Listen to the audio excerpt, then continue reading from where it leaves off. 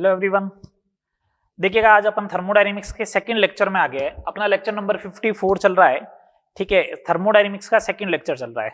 मैं पहले बता देता हूं कि लास्ट लेक्चर में अपन ने बात क्या की थी, जिससे अपन को आइडिया रहे कि हाँ अपन ने कहां तक बात कर ली है और आज आगे अपन को क्या बात करनी है। सबसे पहले अपन ने ये बोला था थर्मोडायनेमिक्स होता क्या है, उसके बारे में बात की।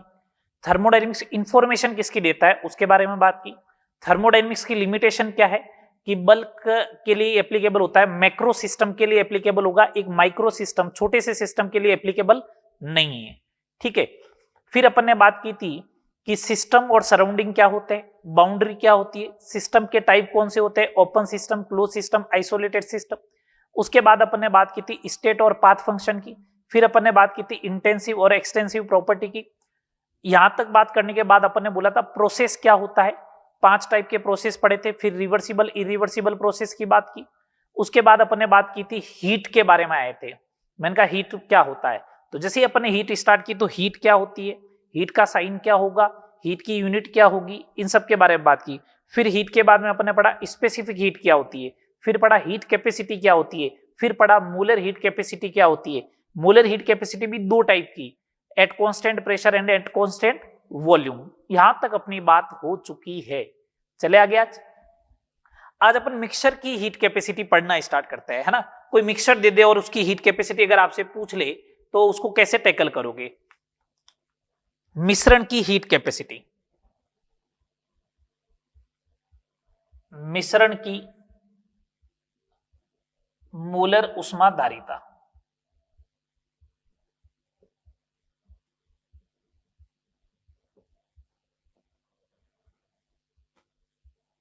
Molar heat capacity of mixture, molar heat capacity of mixture. Mixture की मोलर हीट कैपेसिटी क्या होगी उसके बारे में बात करते हैं। मैं एक सिंपल सा क्वेश्चन लेके ही बात करता हूं। ठीक है, जैसे मेरे पास गैस ए है और एक गैस बी है। इसका सीवीएम जो है वो 3/2 आ रहा है और इसका सीवीएम जो है वो 5/2 आ रहा है। इसका मोल 2 है और इसका मोल 1 है। मुझे ये बोला गया इन दोनों के मिश्रण की मोलर ऊष्माधारिता ज्ञात करो, मोलर ऊष्माधारिता ज्ञात करो, ये अपन से पूछा गया। अपन देखो एक सिंपल सी बात बोलूं मैं, अगर आप लोगों को एक सिंपल सी बात बोलूं तो मोलर ऊष्माधारिता का मतलब क्या होता है। मोलर ऊष्माधारिता का मतलब क्या होता है, सीएम का ऊष्माधारिता divide by number of mole, ऊष्माधारिता प्रति मोल, तो ऊष्माधारिता डिवाइड बाय एन हो जाएगा। तो एक काम करो ना, आपको पहले क्या करो, टोटल ऊष्माधारिता ज्ञात कर लो, टोटल ऊष्माधारिता ज्ञात कर लो। ये मिक्सचर की मोलर ऊष्माधारिता ज्ञात कर रहा हूं, सीएम है ना। सीएम इज इक्वल टू, तो कुल ऊष्माधारिता divide by number of mole, number of mole कितना हो गया 2 + 1। कुल ऊष्माधारिता चाहिए तो ये मोलर ऊष्माधारिता गैस ए की मल्टीप्लाई बाय 2 प्लस इसकी कुल ऊष्माधारिता कितनी होगी 5/2 आर मल्टीप्लाई बाय 1, ये हो जाएगा। तो ये देखो कितना हो जाएगा, ये हो जाएगा अपने 2 से 2 हो गया कैंसिल, हो गया 2 से 2 cancel, 3r + 5/2 are divide by 3, ये हो गया। तो इसको सॉल्व करेंगे 6 और 11r divide by 6, 11r divide by 6, ये हो जाएगी मोलर ऊष्माधारिता मिक्सचर की। सही है ना, कैलकुलेशन देख लेना आप, है ना। 2 से 2 कैंसिल हो गया, सही है, 6 और 5 ओके, 11r/6 हो जाएगा। चलो आगे सेकंड नंबर आओ। सेकंड नंबर क्वेश्चन इसी टाइप से एक और देखो।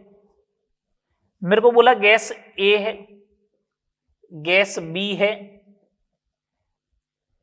इसकी सीवीएम जो है वो 5/2 आ रहा है, इसकी सीवीएम जो है वो 3 आ रहा है, इसका भी 1 मोल है, इसका भी 1 मोल है। मेरे से पूछा है मिश्रण की मोलर ऊष्माधारिता नियत दाब पर कितनी होगी, नियत दाब पर कितनी होगी, है ना, ये पूछा गया है। तो ठीक है, अब मोलर उष्माधारिता नियत दाब पर, इसका मतलब सीपी पूछ रहा है और सीवी दे रखा है, कोई बात नहीं, पहले सीवी कैलकुलेट कर लो। सीपी कैलकुलेट करने का तरीका है CP minus CV is equal to R. तो मिक्सचर की मोलर हीट कैपेसिटी कैलकुलेट कर लेते हैं एट कांस्टेंट वॉल्यूम सीवीएम। वो क्या हो जाएगी, टोटल मोल हो गया 1 + 1 5/2 r multiply by 1 plus 5/2 r multiply by 1। ये कितना हो जाएगा, सॉरी 3 r है ना, ये हो जाएगा 11r/4 सीवीएम। सीपीएम चाहिए तो सीवीएम प्लस आर कर दो, तो ये हो जाएगा 15r/4। क्या हो जाएगा, 15r/4। ये आ जाएगा सीपीएम मिक्सचर की, बोलो हो जाएगा, ये सीपीएम हो जाएगा। चले आगे, ये मिक्सचर की मोलर उष्माधारिता की बात कंप्लीट। ये इस टाइप के क्वेश्चन बनते हैं, आपको सिंपलीफाई में सिंपल वे में आपको इन क्वेश्चन को सोल्व करना है। आपके दिमाग में बस ये चीज होनी चाहिए कि मोलर उष्माधारिता कैलकुलेट कैसे करते हैं, heat capacity total divide by total number of मोल, बस ये अप्लाई कर दो, आंसर आ जाएगा। चले आगे, चलो नेक्स्ट टॉपिक पे बात करते हैं अब।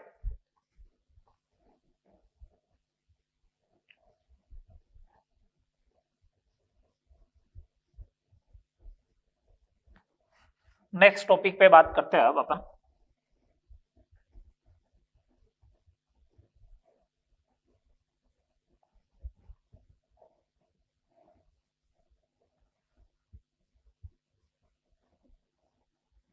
चलो अब अपन बात करते हैं आंतरिक ऊर्जा इंटरनल एनर्जी के ऊपर। आंतरिक ऊर्जा इंटरनल एनर्जी के बारे में बात करते हैं।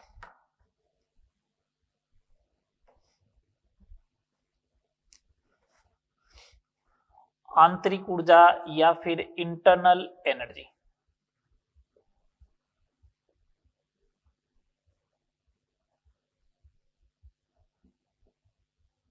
यू से लिखो या फिर ई से लिखो, अपन जनरली जो है वो ई से लिखते हैं।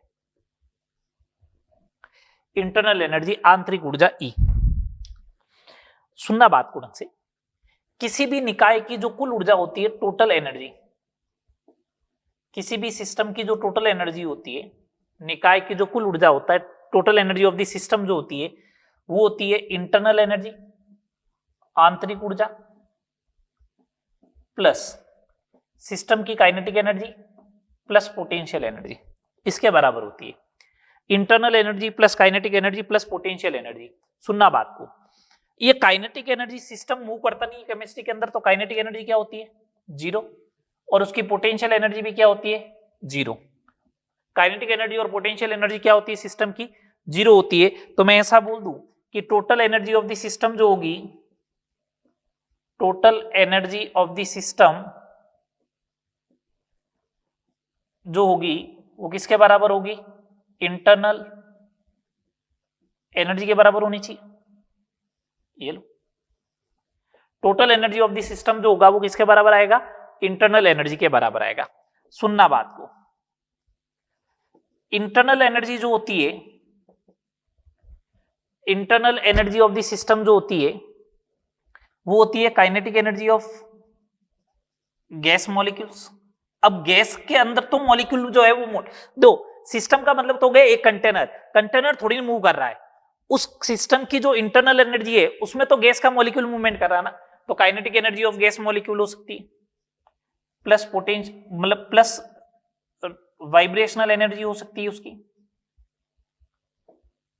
ठीक है, प्लस रोटेशनल एनर्जी भी हो सकती है, प्लस उसकी केमिकल एनर्जी हो सकती है, प्लस उसकी न्यूक्लियर एनर्जी भी हो सकती है। ये सारी एनर्जी हो सकती है, लेकिन ध्यान रहे केमिकल एनर्जी और न्यूक्लियर एनर्जी जो होती है वो 0 होती है। केमिकल एनर्जी और न्यूक्लियर एनर्जी अप्रोक्सीमेट 0 होती है, बहुत कम होती है।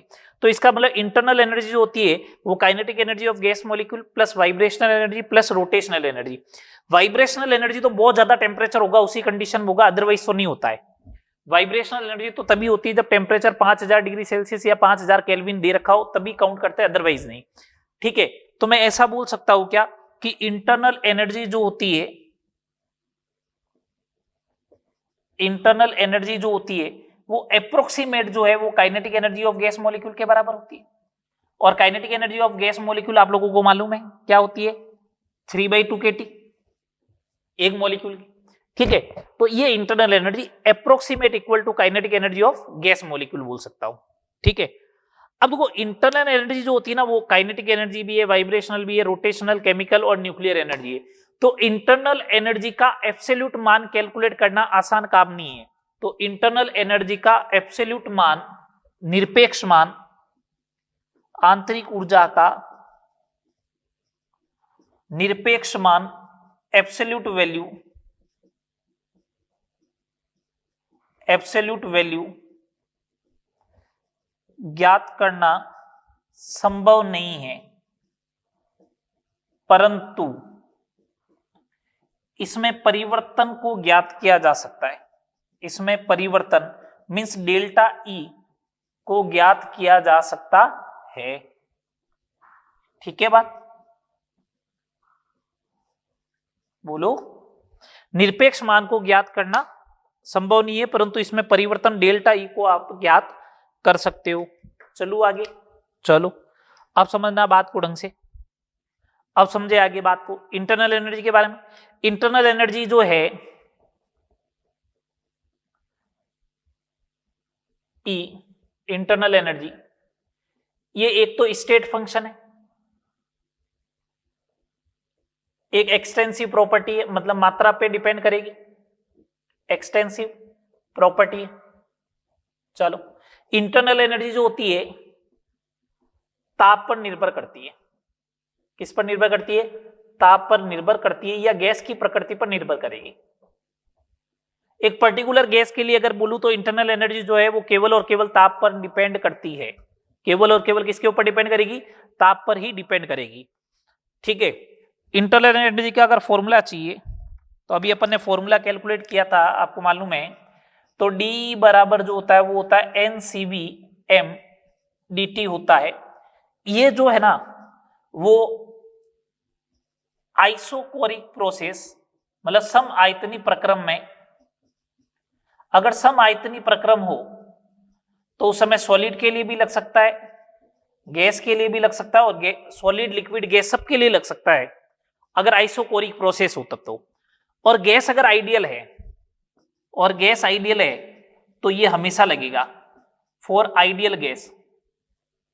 अगर गैस आइडियल है तो ये हमेशा लगेगा। इंटरनल एनर्जी में जो चेंज आएगा वो NCV dt के बराबर आएगा। अगर रियल गैस हुई तो ये नहीं आएगा, ध्यान रखना, उसमें एक टर्म्स और जुड़ेगी। फिर अपने सिलेबस में नहीं है इसलिए मैं इतना ही बता रहा हूं। आइडियल गैस है तो यही होगा DE बराबर NCVM dt। CVM का मतलब मोलर हीट कैपेसिटी है ना, एट कांस्टेंट वॉल्यूम। और आइसोकोरिक प्रोसेस हुआ ना तो ये लगेगा, सॉलिड, लिक्विड, गैस तीनों के लिए लग सकता है। लेकिन आपको बोल दे आइडियल गैस है तो आपको 100% ये लगा देना, DE बराबर NCV dt आ जाएगा। कोई दिक्कत है तो बोलो। नहीं, ये इंटरनल एनर्जी से रिलेटेड बात हो गई। इंटरनल एनर्जी एनर्जी है तो इसकी यूनिट वही होगी जूल में। तो ये अपनी बात हो गई एनर्जी से रिलेटेड। चले आगे, चलो अब अपन बात करते हैं वर्क डन की।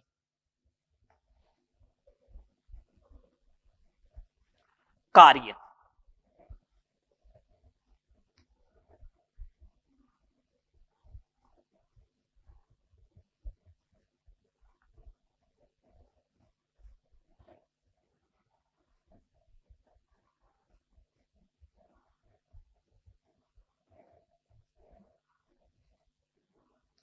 ये इंपॉर्टेंट है, वर्क डन इंपॉर्टेंट है।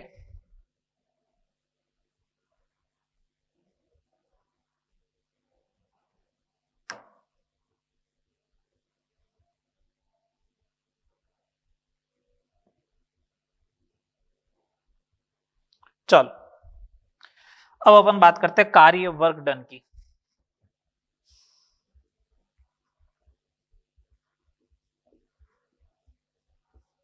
W, ठीक है। चलिए, कार्य क्या होता है, कार्य क्या होता है उसके बारे में बात करते हैं। पहला पॉइंट, किसी बाह्य दाब, किसी बाह्य दाब P एक्सटर्नल के विरुद्ध अगेंस्ट किया गया कार्य जो होगा, गैस कार्य कर रही है किसके अगेंस्ट में, गैस कार्य कर रही है किसके अगेंस्ट में, बाह्य दाब के विरुद्ध। अगर बाह्य दाब के विरुद्ध अगर कार्य करती है तो डेल ऑफ दी डब्ल्यू जो आएगा वो आएगा minus P external into DV. ये ध्यान रखिए पी एक्सटर्नल होना चाहिए, ठीक है। अगर आपको आयतन V1 से लेके V2 तक परिवर्तित हुआ तो integration del of the W is equal to minus P external dV volume V1 से लेके V2 तक, तो ये हो जाएगा W is equal to minus का P external V2 minus V1, तो W is equal to minus का पी एक्सटर्नल डेल्टा V आ जाएगा, ये आ जाएगा, ठीक है। W is equal to minus का पी एक्सटर्नल डेल्टा V आ जाएगा, ये आ जाएगा वर्क डन का फॉर्मूला अपना मोस्ट ऑफ द केस में। सेकेंड नंबर सुने, सेकेंड नंबर सुने, W is equal to minus P external delta V आ गया, तो उस कंडीशन में देखिए ये P एक्सटर्नल डेल्टा V किससे आया, इंटीग्रेशन के थ्रू आया। तो मैं ऐसा बोल दूं W जो होगा वो PV ग्राफ का एरिया के बराबर होगा। इंटीग्रेशन का मतलब होता है एरिया अंडर द कर्व, किसके बीच में ग्राफ ड्रॉ करना है, P वर्सेस V के बीच में। तो PV ग्राफ का जो एरिया होगा वही किसके बराबर आएगा, W के बराबर आएगा। बोलो सही बात है, W जो आएगा वो PV ग्राफ के एरिया के बराबर आएगा। ये दो पॉइंट का ध्यान रखना है। थर्ड नंबर पॉइंट पे बात करते हैं, यूनिट की बात करते हैं। ऐसा यूनिट जो है इसकी वो तो जूल है, लेकिन मैंने आपको पहले भी गैस स्टेट में पढ़ाया था, उस समय बोला था यहां पे देखिए प्रेशर जो है ना वो तो एटीएम में और वॉल्यूम जो होगा वो लीटर में होगा। एटीएम और लीटर में जब ये दोनों चीजें आएगी तो मैं ऐसा बोल सकता हूं क्या कि इसकी अदर यूनिट जो होती है वो होती है लीटर इंटू एटीएम। तो 1 लीटर इंटू एटीएम जो होता है वो 101.3 जूल के बराबर होता है, इसके बराबर आएगा 101.3 जूल के बराबर। बोलो आएगा ऐसा, तो 101.3 जूल के बराबर आएगा। कन्वर्जन करना आना चाहिए।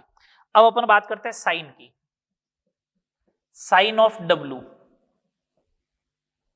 Sign of W। W का साइन क्या है, W का साइन क्या है, तो देखिए फर्स्ट पार्ट गैस द्वारा किया गया कार्य, गैस द्वारा किया गया कार्य, work done by the gas,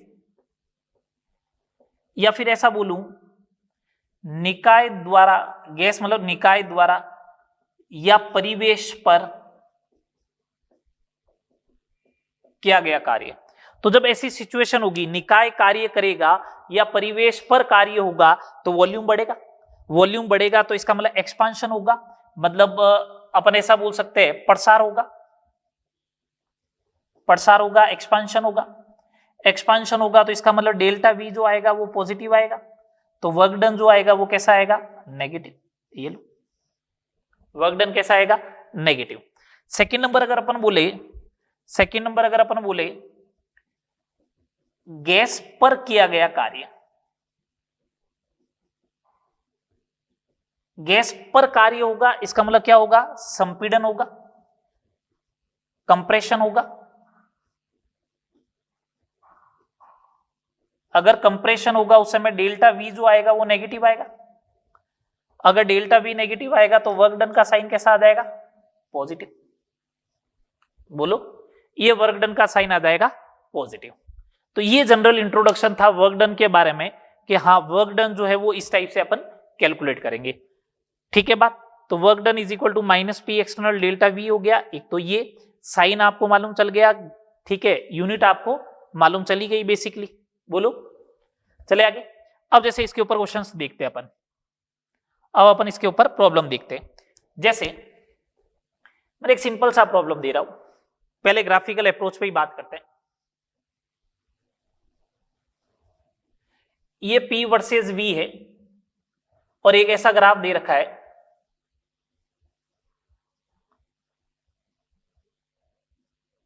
A, B, C and D।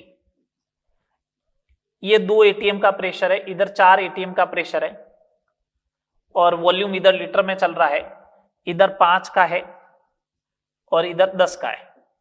आपसे पूछा है वर्क डन इन एबीसीडी कितना होगा, work done in ABCD process कितना होगा, आपसे ये पूछा जा रहा है। ठीक है, आपसे ये पूछा जा रहा है work done in this process कितना होगा। बताओ, देखिए वर्क डन कैसे कैलकुलेट करोगे। दो, एक तो तरीका है, एक तो अपने पास बोला है एरिया अंडर दी कर्व हो जाएगा, ठीक है। एक दूसरा तरीका भी बताता हूं। वर्क डन जो एबीसीडी आएगा वो ऐसा आ सकता है, work done of A B plus work done of the B C plus work done of the C D plus work done of the D to A. सही है। ए से बी गया, वॉल्यूम कांस्टेंट, अगर volume constant आएगा तो P delta we करोगे तो 0 आएगा, मतलब आइसोकोरिक प्रोसेस है तो वर्क डन 0 आएगा। आगे चलो, एक्सपांशन हो रहा है तो वर्क डन नेगेटिव में आएगा, देखो नेगेटिव में, माइनस का पी एक्सटर्नल 4, डेल्टा वी 10 में से 5 गया 5, प्लस सी टू डी वापस आइसोकोरिक प्रोसेस है तो 0, डी टू ए माइनस का 2, अब वो 10 में से 5 मतलब फाइनल 5 माइनस 10 तो ये हो जाएगा माइनस का 5 मल्टीप्लाई में, ये लो, ये हो जाएगा माइनस का 20, ये हो जाएगा प्लस का 10, ओवरऑल माइनस का 10 लीटर एटीएम आ जाएगा, या एटीएम लीटर बोलो एक ही बात है। ठीक है, ये एरिया अंडर दी कर्व से भी आ जाता, देखो इसका area under the curve calculate कर लो। Area under the curve calculate करोगे तो देखो ये कितना आ गया 2, ये आ गया 5, 2 × 5 कितना होता है 10, लेकिन बस दिक्कत है साइन की। तो देखो कभी भी अगर साइक्लिक प्रोसेस हो, क्लॉकवाइज हो, तो उस समय तो साइन देना है नेगेटिव, और अगर एंटी क्लॉकवाइज हो तो साइन देना है आपको पॉजिटिव। आगे बात समझ में, बोलो। ये पहला क्वेश्चन हो गया वर्क डन से रिलेटेड। आगे बात करते हैं और देखो सेकंड नंबर क्वेश्चन देखो, ठीक है ना, एरिया मतलब वर्क डन का। इस टाइप का क्वेश्चन दिया मैंने इस बार आपको।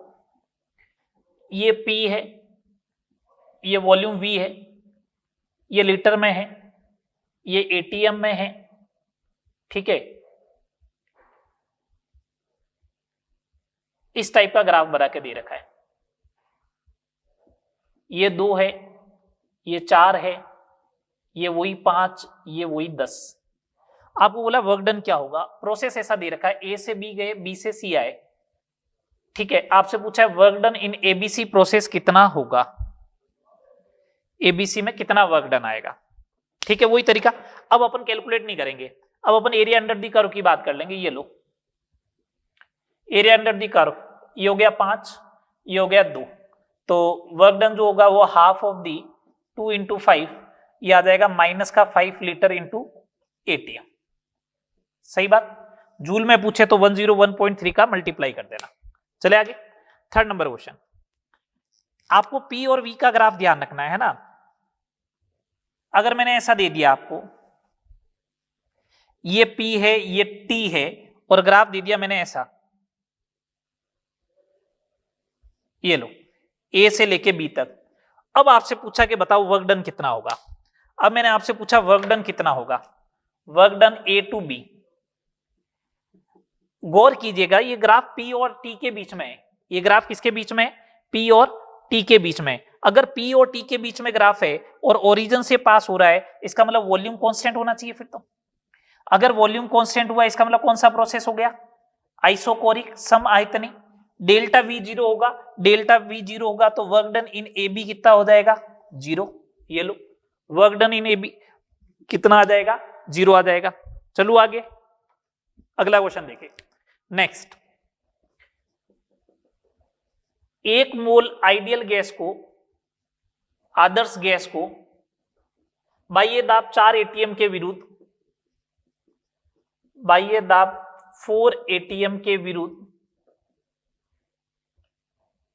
1 लीटर से 4 लीटर तक प्रसारित किया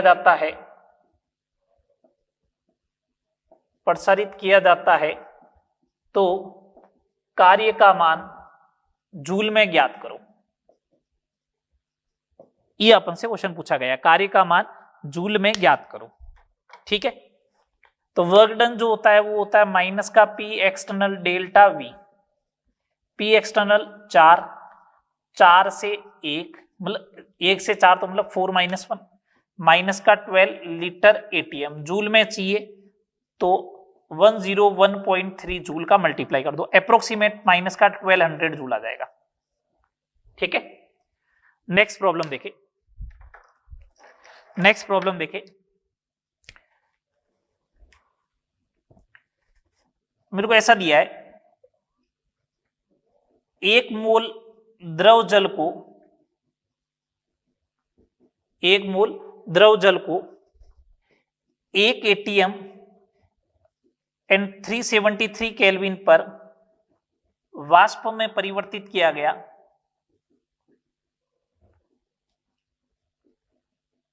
तो कार्य का मान बताओ। अपन से ये पूछा कार्य का मान बताओ कितना आएगा। एक मोल द्रव जल को 1 एटीएम और 373 केल्विन पर वाष्प में परिवर्तित किया गया तो कार्य का मान बताओ। ठीक है, चलो अपन को मालूम है कि एक्सटर्नल प्रेशर 1 एटीएम है, तो वर्क डन जो आएगा वो आएगा माइनस का P एक्सटर्नल डेल्टा V, यही बात हुई, minus P external 1 delta V, final volume V2 minus V1। Final क्या बन गया, गैस बन गया, मतलब वेपर बन गया, मतलब गैस बन गया। गैस बन गया तो उसके लिए ऐसा लिख सकता हूं क्या, V2 का मतलब nRT upon P minus V1, एक मोल है तो 18 ml हो गया स्टार्टिंग में, 18 ml, ये 18 ml था, ध्यान रखना, -1। मैं पहले भी बात कर चुका हूं कि गैस के कंपैरेटिव में द्रव का वॉल्यूम नेग्लिजिबल होता है, तो आप इसे एक बार के लिए छोड़ सकते हो, एक बार के लिए आप इसे छोड़ सकते हो। तो मैं ऐसा बोल दूं कि nRT के बराबर ही आएगा, क्यों प्रेशर 1 है, 1 मोल है, ये लो R। अब किसमें आंसर चाहिए आपको वो बताओ, आंसर किसमें चाहिए, अगर लीटर एटीएम में चाहिए तो फिर R की वैल्यू उस हिसाब से पुट करे। मैं एक बार के लिए लीटर एटीएम में 1/12 इंटू 373 केल्विन, ये लीटर एटीएम में वर्क डन आ गया।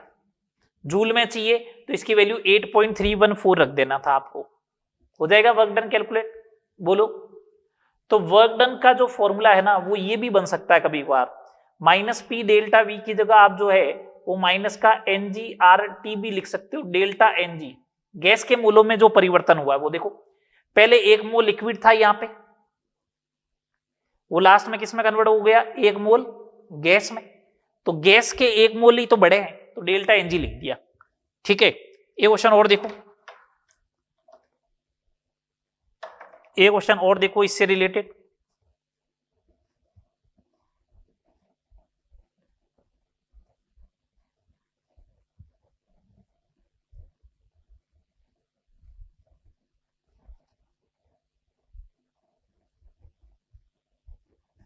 फिर अपन फर्स्ट लॉ ऑफ थर्मोडायनेमिक्स, मैं अभी वर्क डन नॉर्मल वाला वर्क डन बताया है, ठीक है ना।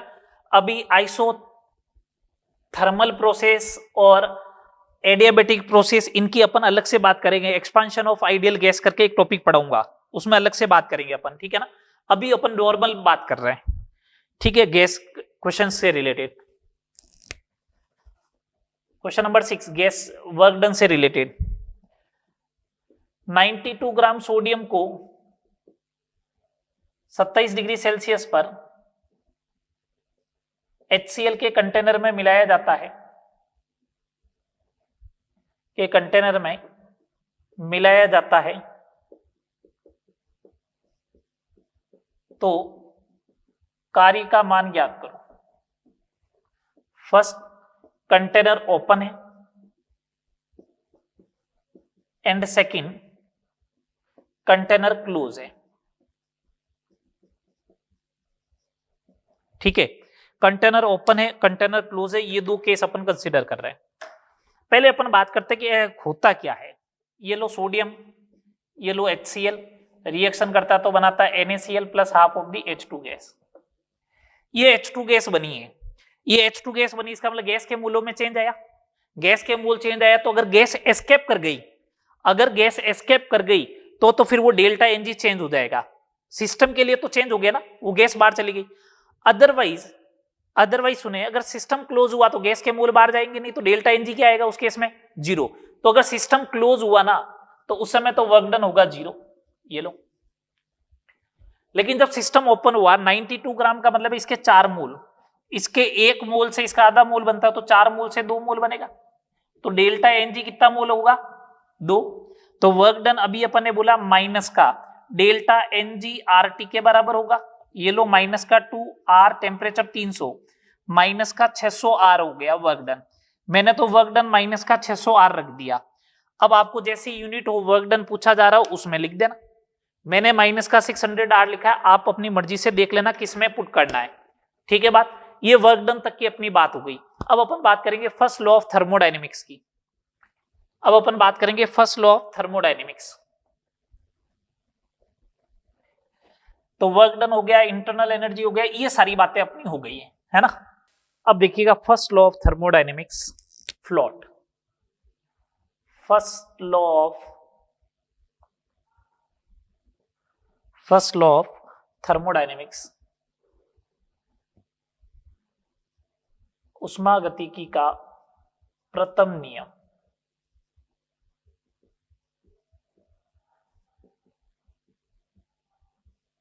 First law of thermodynamics, first law of thermodynamics float. ठीक है, इसकी अपन बात करते हैं। दो बहुत सिंपल सा है, बहुत सिंपल सा लॉ है ये, दो समझो इसको क्या कहता है, क्या कहता है ये उष्मागतिकी का प्रथम नियम। फर्स्ट ऑफ थिंग, ये जो है वो ऊर्जा संरक्षण सिद्धांत पर आधारित है, बेस्ड ऑन एनर्जी कंजर्वेशन। ऊर्जा संरक्षण सिद्धांत पर आधारित है। ऊर्जा संरक्षण सिद्धांत पर आधारित है। ठीक है बात, ऊर्जा संरक्षण सिद्धांत पर आधारित है। सेकंड नंबर, इस नियम के अनुसार ब्रह्मांड की कुल ऊर्जा जो है, ब्रह्मांड की कुल ऊर्जा जो है वो संरक्षित रहती है। कुल ऊर्जा हमेशा संरक्षित रहती है।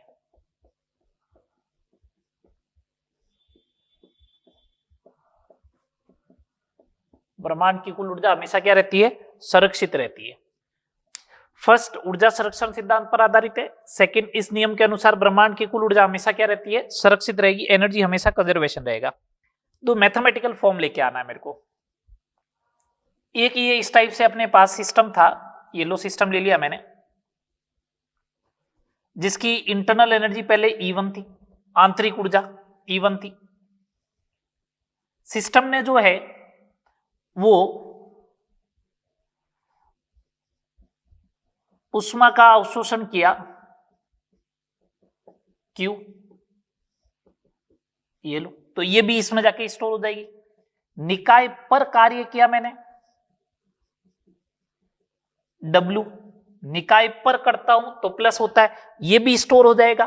तो ये दोनों चीज इसके अंदर स्टोर हो गई, तो नई इंटरनल एनर्जी जो हो गई सिस्टम की वो हो गई E2। नई आंतरिक ऊर्जा कितनी हो गई, E2। तो मैं ऐसा बोल दूं E2 जो होगा वो E1 plus Q plus W के बराबर होगा, बोलो। ठीक है, क्योंकि ये उष्मा अवशोषित हुई है तो निकाय में स्टोर होगी, ये निकाय पर कार्य हुआ तो ये भी एनर्जी जो होगी वो निकाय में सिस्टम में स्टोर होगी। तो E2 बराबर E1 plus Q plus W होगा। तो E2 माइनस E1 जो होगा वो होगा Q प्लस W के बराबर। E2 minus E1 delta U बराबर आएगा Q प्लस W। ये लो, अपन से कहा जाता है Q जो है वो स्टेट फंक्शन है, सॉरी पाथ फंक्शन है, W पाथ फंक्शन है, तो Q प्लस W को क्या होगा, या Q माइनस W क्या होगा, तो वो होगा डेल्टा E के बराबर। और डेल्टा E कैसा फंक्शन है बताओ, डेल्टा E कैसा फंक्शन है, E कैसा फंक्शन है, स्टेट फंक्शन है। ठीक है, ये मैथमेटिकल फॉर्म आ जाएगी, ये मैथमेटिकल फॉर्म है किसकी, फर्स्ट लॉ ऑफ थर्मोडायनेमिक्स की, ये ध्यान रखना है आपको। ठीक है, अब मैं कुछ केस लेता हूं। केस नंबर फर्स्ट, अगर आपने कहा टेम्परेचर कांस्टेंट है, टेम्परेचर कांस्टेंट है मींस आइसोथर्मल प्रोसेस बोल रहे हो, आइसोथर्मल प्रोसेस, समतापीय प्रक्रम। टेम्परेचर अगर कांस्टेंट है तो इंटरनल एनर्जी भी कांस्टेंट होगी, इंटरनल एनर्जी कांस्टेंट होगी तो डेल्टा ई क्या होगा, 0। तो ये 0 है तो Q प्लस W के बराबर आना चाहिए, तो Q बराबर जो आएगा वो माइनस W के बराबर आएगा। ये लो, अगर ऐसा होता है तापमान नियत रहता है, अगर अपन ऐसा बोले आइसोथर्मल प्रोसेस समतापी प्रक्रम में निकाय को दी गई उष्मा जो होती है वो निकाय के द्वारा किए गए कार्य के बराबर होती है। निकाय को दी गई उष्मा, अगर आप हीट दे रहे हो तो क्यू का साइन आएगा पॉजिटिव, तो डब्ल्यू अपना आप क्या बनेगा नेगेटिव। तो इसका मतलब निकाय को दी गई उष्मा, निकाय को दी गई उष्मा इज इक्वल टू निकाय द्वारा किया गया कार्य, निकाय द्वारा किया गया कार्य हो जाएगा। ऐसा बोल सकता हूं कि निकाय पर किया गया कार्य, तो निकाय से उत्सर्जित उष्मा हो जाएगी। ठीक है, पहला केस। केस सेकंड लो, केस सेकंड ले लो आप। अगर मैंने वॉल्यूम कांस्टेंट रखा, वॉल्यूम कांस्टेंट, इसका मतलब आइसोकोरिक प्रोसेस हो गया, सम आयतनी प्रक्रम हो गया। सम आयतनी प्रक्रम हुआ तो वॉल्यूम कांस्टेंट है, तो डेल्टा वी जो हुआ वो 0, डेल्टा वी 0, तो वर्क डन जो होगा वो 0 होगा। वर्क डन 0 होगा तो डेल्टा ई किसके बराबर आएगा, क्यू के। तो ये हीट एट कांस्टेंट वॉल्यूम है। मैंने अभी पहले लिखवाया था तुम लोगों को, नियत आयतन पर उष्मा किसके बराबर होती है, आंतरिक ऊर्जा में परिवर्तन के। तो ये देखो नियत आयतन पर उष्मा है, ये देखो नियत आयतन पर उष्मा डेल्टा ई के बराबर होगी। Case number third, adiabatic process है, रुद्धोष्म प्रक्रम है, रुद्धोष्म प्रक्रम है आपके पास। कैसा प्रोसेस है, एडियाबेटिक प्रोसेस, रुद्धोष्म प्रक्रम है। तो रुद्धोष्म प्रक्रम का मतलब हीट एक्सचेंज ही नहीं होनी चाहिए थी, तो हीट एक्सचेंज नहीं होनी चाहिए तो इस Q का मान क्या आना चाहिए था, 0। अगर इस Q का मान 0 आता तो डेल्टा E जो होता वो किसके बराबर होता, वर्क डन W के। ये लो, ये रुद्धोष्म प्रक्रम में डेल्टा E किसके बराबर आएगा, W के आएगा। चलो केस नंबर 4 की बात करते हैं। साइक्लिक प्रोसेस हो जाए, इन साइक्लिक प्रोसेस चक्रीय प्रक्रम। तो साइक्लिक प्रोसेस में बोला है जितना भी स्टेट फंक्शन होते हैं उनमें चेंज जो होता है वो क्या होता है, 0। तो डेल्टा ई 0, डेल्टा ई 0, तो 0 बराबर Q प्लस W, तो Q बराबर क्या आ जाएगा, माइनस का W आ जाएगा। ये लो, ये सिंपल सी बात हो गई थर्मोडायनेमिक्स का फर्स्ट लॉ और उसके कुछ स्पेशल केस ये पढ़े। ये सबसे इंपॉर्टेंट है, नियत आयतन पर उष्मा जो होती है वो आंतरिक ऊर्जा में परिवर्तन के बराबर होती है। ठीक है, चलो अब इनके कुछ न्यूमेरिकल्स की बात करते हैं अपन।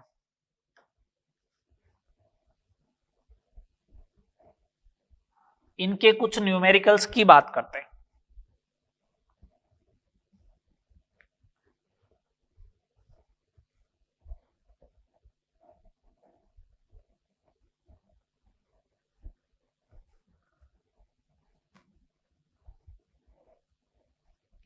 फर्स्ट लॉ ऑफ थर्मोडायनेमिक्स से रिलेटेड कुछ न्यूमेरिकल्स की बात करते हैं। बहुत सिंपल सिंपल से न्यूमेरिकल बनते हैं। देखो, जैसे फर्स्ट प्रॉब्लम की बात करें, फर्स्ट नंबर प्रॉब्लम की बात करते हैं। किसी आदर्श गैस को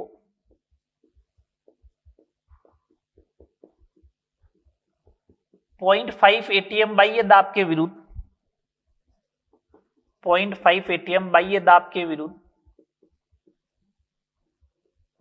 प्रसारित करने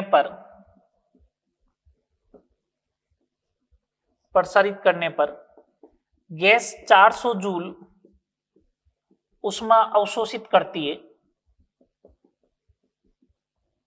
400 जूल उष्मा अवशोषित करती है।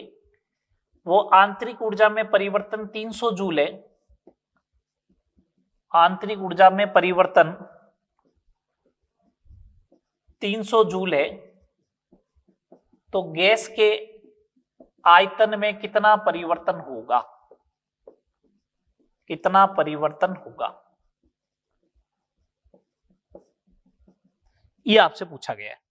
ठीक है, देखिएगा फर्स्ट लॉ ऑफ थर्मोडायनेमिक्स अगर अपन लगाने की ट्राई करें तो डेल्टा ई बराबर होगा Q प्लस W। ठीक है, चलो डेल्टा ई कितना दे रखा है, आंतरिक ऊर्जा में परिवर्तन प्लस का 300 है, Q उष्मा अवशोषित हुई है तो प्लस का 400 प्लस W, तो W is equal to minus का 100 जूल। सही बात। चलो W होता है minus P external into delta V, ये माइनस का 100 जूल है, या 1 लीटर इंटू एटीएम लिख दो, minus minus plus. P external की वैल्यू एटीएम है इसलिए मैंने बोला है, डेल्टा वी आ जाएगा, ये 1 है, तो delta V is equal to 2 litre आ जाएगा। इसका मतलब आयतन में परिवर्तन कितने का हुआ, 2 लीटर का हुआ। पहले 2 था तो फाइनल 4 हो जाएगा।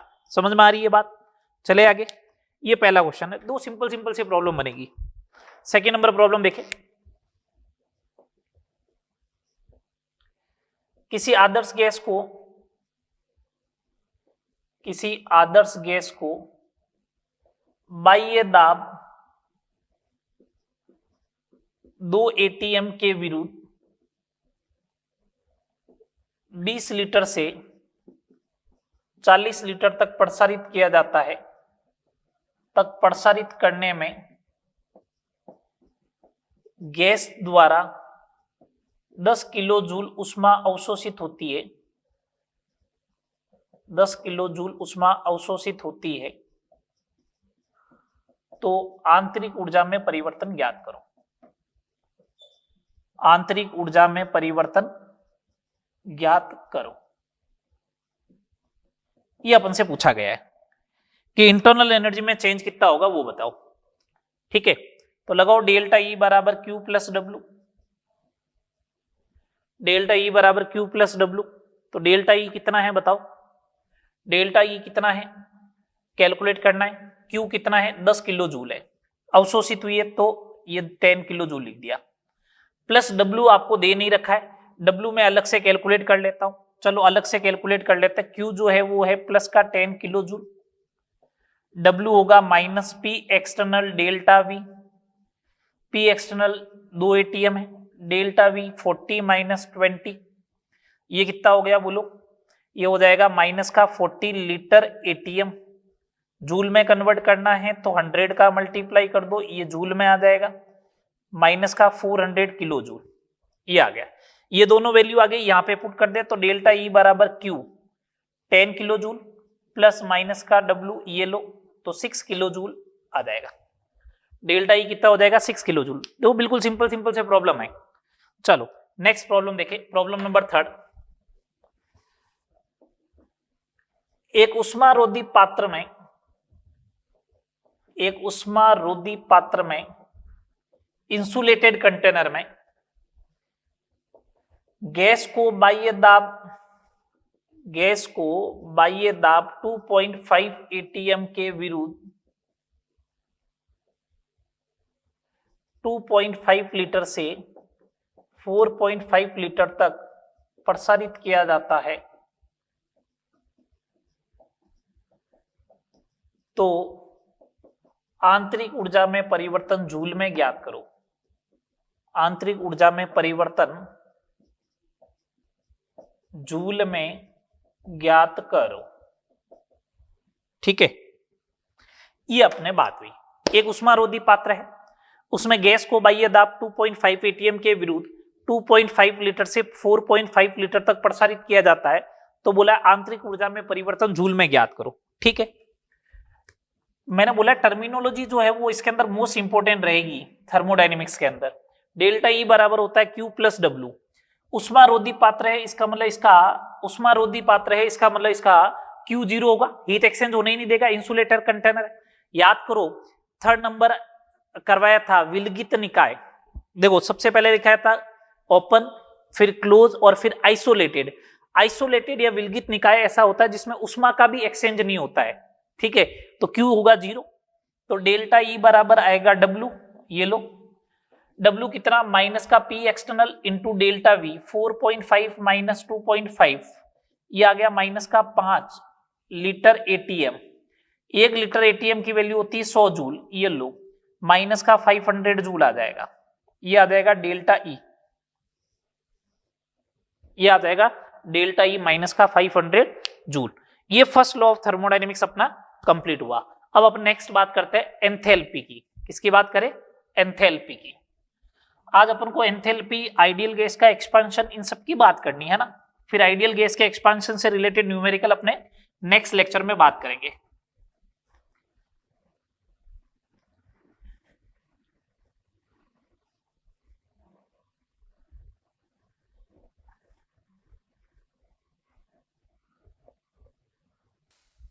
चलो नेक्स्ट हेडिंग लगाए एंथैल्पी।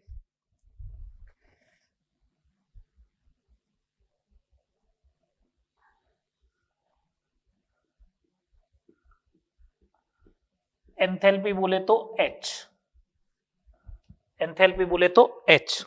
ठीक है, अब बात करते हैं अपन एंथैल्पी H की। चलो, दो एंथैल्पी H होती क्या है उसके बारे में बात करते हैं। पहला पॉइंट, अगर एंथैल्पी के बारे में बात करें, फर्स्ट ऑफ पॉइंट, नियत दाब पर जो ऊष्मा होती है, नियत दाब पर जो ऊष्मा होती है उसे अपन एंथैल्पी कहते हैं। Heat at constant pressure, heat at constant pressure जो होती है वही क्या होती है, एंथैल्पी होती है। एक तो ये बात, नियत दाब पर ऊष्मा क्या कहलाती है, एंथैल्पी। और नियत आयतन पर ऊष्मा, चेंज इन इंटरनल एनर्जी, नियत आयतन पर ऊष्मा, चेंज इन इंटरनल एनर्जी। ठीक है बात। सेकेंड नंबर बात, इसका फिजिकल सिग्निफिकेंस देखे, इसका फिजिकल सिग्निफिकेंस देखे कि total heat content of the gas जो होता है, total heat content of the gas जो होता है, एक गैस जो है उसके पास कुल कितनी ऊष्मा है, कुल कितनी ऊष्मा है, total heat content of the gas जो होता है उसी को अपन क्या बोलते हैं, एंथैल्पी बोलते हैं। Total heat content of the gas जो होती है, एक गैस के पास टोटल हीट कितनी, कुल कितनी ऊष्मा है, उसी को अपन क्या बोलेंगे, एंथैल्पी बोलेंगे। तो total heat content of the gas जो होगा उसी को भी अपन क्या बोलेंगे, एंथैल्पी बोलेंगे। बोलो, आ रहा समझ में? तो total heat content of the gas बोल दो, उसको भी एंथैल्पी बोलेंगे। ठीक है, या नियत दाब पर ऊष्मा। जैसे अगर सपोज करो, इसका फॉर्मूला कहां से आएगा, टोटल हीट कंटेंट का मतलब क्या हुआ, जैसे सुनना, यदि कोई गैस V आयतन में या V आयतन को घेरती है, तो मैंने क्या किया, सुनना बात को ढंग से, मैंने क्या किया, एक गैस लिया बिल्कुल नेग्लिजिबल वॉल्यूम में थी, उसको एक्सपांड करने के लिए छोड़ दिया V वॉल्यूम के अंदर, V वॉल्यूम के अंदर एक्सपांड करने के लिए छोड़ दिया। तो वो जब एक्सपांड होगी गैस, तो वर्क डन होगा P इंटू वी का, बोलो P इंटू वी का होगा, प्लस उसकी खुद की इंटरनल एनर्जी है E, तो उसने ओवरऑल कितना हुआ, एक तो खुद की इंटरनल एनर्जी E है, प्लस उसने PV का वर्क डन किया, तो उसका टोटल हीट कंटेंट कितना बना बताओ, उसका टोटल हीट कंटेंट बना H, वो E प्लस PV के बराबर बना, बोलो H बना E प्लस PV के बराबर। तो डेल्टा H किसके बराबर बनेगा, delta E plus delta of the PV के बराबर बनेगा। इसमें से जो चेंज होगा वो लिख देंगे। ठीक है, पहली बात। सेकेंड नंबर, डेल्टा H, अगर कोई रिएक्शन हो रही है तो PV की जगह अगर आपको मालूम है delta E plus delta of the NRT भी लिख सकता हूं। ये लो, डेल्टा H बराबर डेल्टा E प्लस, अगर रिएक्शन हुई तो मोल चेंज होगा, टेम्परेचर कांस्टेंट रह जाए, तो गैस के मोल चेंज होते हैं, तो डेल्टा NGRT, ये लो। या फिर मोल चेंज नहीं हो रहा है, प्रोसेस है कोई, तो NR डेल्टा T। अब ये कंफ्यूजन होता है तो ये ध्यान रखना है, ये तो रिएक्शन के लिए लगाना है आपको, इसको कब लगाना है, जब रिएक्शन दे रखी हो। ठीक है, और इसको कब लगाना है, जब कोई प्रोसेस दे रखा हो, रिएक्शन नहीं दे रखी है, प्रोसेस दे रखा हो। तो ये हो गया डेल्टा H बराबर delta E plus delta NGRT, या डेल्टा H बराबर delta E plus NR delta T। मैं तो कहता हूं डेल्टा E बराबर डेल्टा ऑफ दी PV होता है, PV की जगह NRT लिख दो, जो चेंज होगा उसके अकॉर्डिंग लिखेंगे अपन तो। ठीक है, नेक्स्ट, एंथैल्पी जो है वो एक तो स्टेट फंक्शन है। ठीक है, 8 स्टेट फंक्शन में इसका भी नाम था।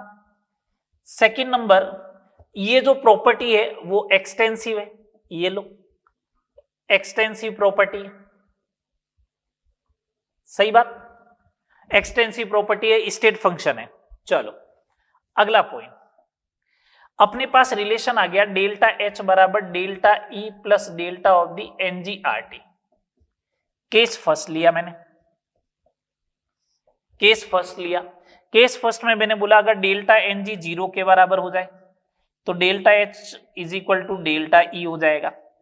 एग्जाम्पल की बात करूं, H2 gas plus I2 gas convert हो रहा है 2HI गैस में, डेल्टा NG का मतलब प्रोडक्ट के मोल माइनस रिएक्टेंट के मोल दोनों गैस होने चाहिए, तो इसके लिए आएगा।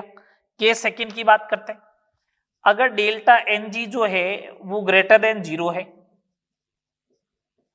Delta n g greater than अगर 0 आ रहा है, अगर delta n g greater than 0 आए इसका मतलब ये वाली वैल्यू पॉजिटिव है, तो ये वाली वैल्यू इसके अंदर ऐड होगी, तो डेल्टा एच जो आएगा वो डेल्टा ई से बड़ा आएगा। ये लो इसका एग्जांपल, जैसे PCl5 गैस है, ये ब्रेक हो जाए PCl3 गैस में प्लस Cl2 गैस में, ये लो आ रही बात समझ में। केस थर्ड की बात करते हैं, केस थर्ड की बात करते हैं, अगर डेल्टा एन जी जो है वो लेस देन हो जाए 0, अगर लेस देन 0 होगा तो उस कंडीशन में डेल्टा एच जो होगा वो छोटा होगा किससे, डेल्टा ई से। जैसे 2SO2 gas plus O2 gas convert हो रहा है 2 टाइम्स SO3 गैस में, तो इसका डेल्टा एन जी नेगेटिव होगा। समझ में आ रही बात। तो ऐसा जब केस होगा तो डेल्टा एच लेस देन होगा डेल्टा ई से। एक तो ये इस टाइप के क्वेश्चन बनते हैं, डेल्टा एच ग्रेटर देन है लेस देन है, इस टाइप से, ठीक है। जैसे एक सिंपल से क्वेश्चंस की बात करें, फिर आगे न्यूमेरिकल की बात कर रहा हूं। एक सिंपल से क्वेश्चन की बात करते हैं, मेरे को ऐसा दे दे N2 gas plus 3H2 gas convert हो रहा है 2 टाइम्स अमोनिया गैस में, मेरे से पूछे डेल्टा एच माइनस डेल्टा ई कितना होगा, ये पूछ ले। तो अपन को मालूम है कि डेल्टा एच जो होता है वो होता है डेल्टा ई रिएक्शन है, तो डेल्टा एनजीआरटी के बराबर होगा, बोलो होगा। तो ये होगा तो delta H minus delta E, delta n g minus का 2 आर टी, तो ये आ जाएगा माइनस का 2 आर टी।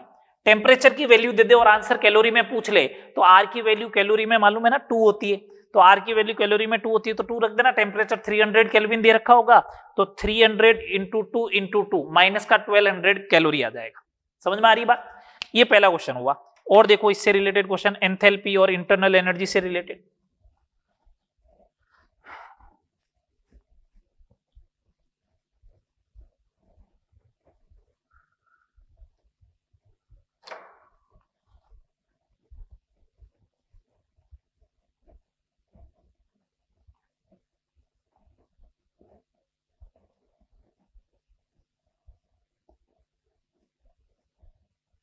चलिए नेक्स्ट देखिए, नेक्स्ट बात करते हैं सेकेंड नंबर क्वेश्चन।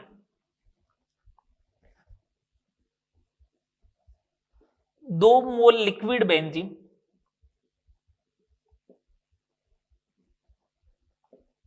के 27 डिग्री सेल्सियस पर पूर्ण दहन के लिए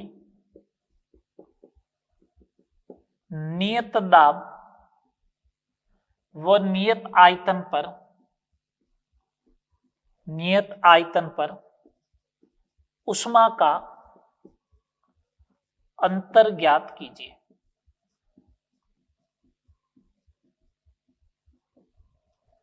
दो मोल लिक्विड बेंजीन है, 27 डिग्री सेल्सियस पे बात हुई, पूर्ण दहन के लिए नियत दाब एवं नियत आयतन पर उष्मा का अंतर ज्ञात कीजिए। अपन से ये क्वेश्चन पूछा जा रहा है, ठीक है।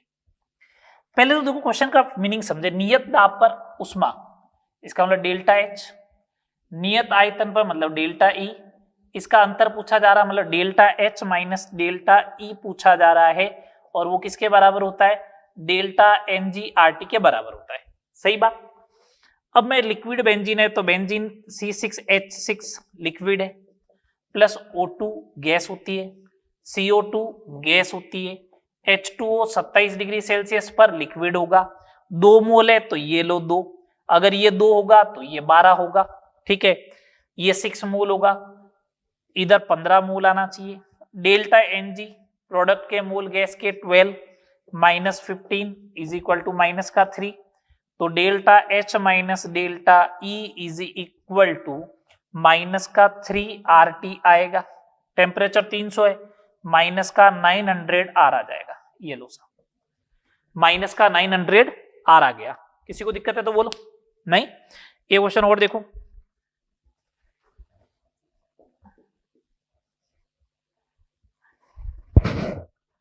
पांच मोल जल के वाष्पीकरण पर 1 ATM एंड 373 केल्विन। 5 मूल जल के वाष्पीकरण पर आंतरिक ऊर्जा में परिवर्तन ज्ञात करो। आंतरिक ऊर्जा में परिवर्तन ज्ञात करो। अपन को क्या दे रखा है, डेल्टा एच वेपोराइजेशन जो दे रखी है वो दे रखी है, ये 5 की जगह 2 कर लो, 40.6 किलो जूल पर मोल दे रखी है, ये दे रखी है।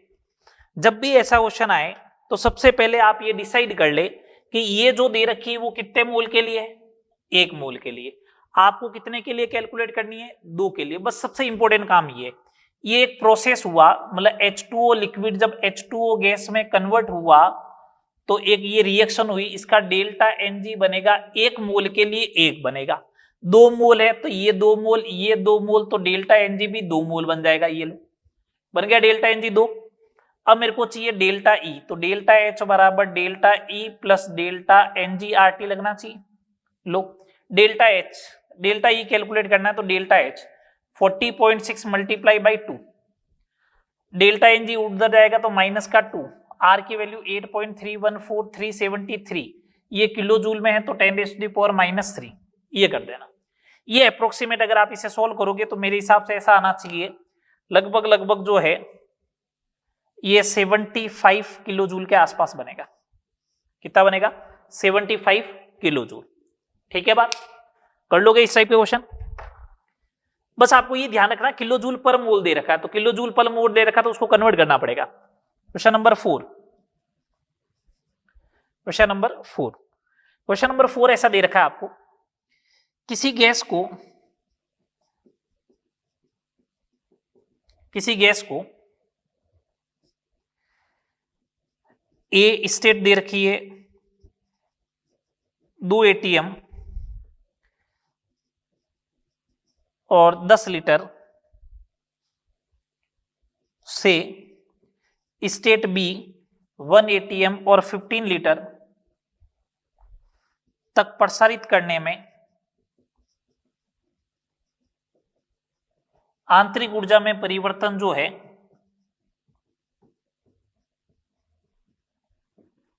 30 लीटर ATM हुआ, तो डेल्टा H ज्ञात करो। ये अपन से पूछा गया, सिंपल सा तरीका है।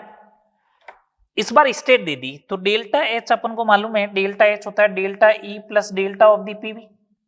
अब P और V दोनों चेंज हो रहे हैं तो कोई बात नहीं, delta E plus P2V2 minus P1V1, बोलो P2V2 माइनस P1V1। अगर ये आएगा तो डेल्टा E 30 प्लस P2, ये रहा कहाँ है P2, 1 इंटू 15 माइनस 2 इंटू 10 20, तो ये कितना बच जाएगा 25 लीटर ATM।